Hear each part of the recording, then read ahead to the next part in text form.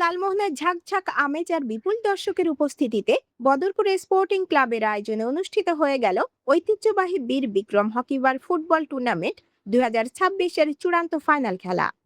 টানটান উত্তেজনায় ঠাসা এই ফাইনালে বদরপুর দক্ষিণের 7 নং ওয়ার্ড একাদশ 1-0 গোলের ব্যবধানে প্রতিপক্ষকে পরাজিত করে চ্যাম্পিয়ন হওয়ার গৌরব অর্জন করেছে। বদরপুর ইউনিয়ন স্পোর্টিং ক্লাবের আয়োজনে শনিবার বেলা 3টায় দক্ষিণ বদরপুর সরকারি প্রাথমিক বিদ্যালয়ের মাঠে এই আকর্ষণীয় ফুটবল ম্যাচটি অনুষ্ঠিত হয়। খেলার শুরু থেকেই দুই দলই আক্রমণ প্রতি আক্রমণে মেতে উঠলেও শেষ পর্যন্ত 1-0 গোলের জয় নিয়ে মাঠ ছাড়ে 7 নং ওয়ার্ড একাদশ। খেলা শেষে বিজয়ী ও রানার্স আপ দলের খেলোয়াড়দের হাতে ট্রফি ও পুরস্কার তুলে দেন আমন্ত্রিত অতিথিরা।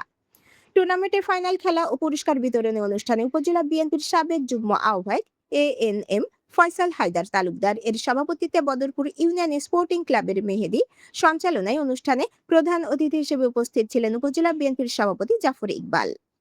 বিশেষ অতিথি হিসেবে উপস্থিত ছিলেন উপজেলা বিএনপির সাধারণ সম্পাদক শফিকুল ইসলাম বাবুল পঞ্চায়েত, উপজেলা যুবদল নেতা নিজাম মিয়া, বদরপুর ইউনিয়ন উত্তর বিএনপির সভাপতি শহীদুল্লাহ মেলকার, সাধারণ সম্পাদক নেসার উদ্দিন মৃধা।